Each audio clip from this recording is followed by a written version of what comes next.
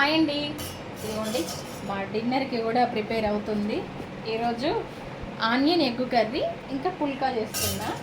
పుల్కాలు చూడండి ఏ సైజులో చేస్తున్నానో. ఈ సైజు అయితేనే నాకు రౌండ్గా వస్తాయి. ఇంతకంటే కొంచెం సైజు పెంచినా అంటే రౌండ్గా రావు. నేను చాలాసార్లు ఎవరో కానీ గమనించే ఉంటారు. నేను ఎన్నిసార్లు చపాతీలు చేసినా కూడా కొంచెం పెద్ద సైజు వచ్చినాయి, రౌండ్ రావు. మా రోజేమో గమనించింది, వీడియోలలో చాలాసార్లు కామెంట్ పెట్టింది. చూడండి, చిన్నగా చేస్తేనే నాకు రౌండ్గా వస్తాయి. రోటీ మేకర్ ఉంటుంది, దాంతో చేస్తే రౌండ్గా వస్తాయి కదా అంటారు.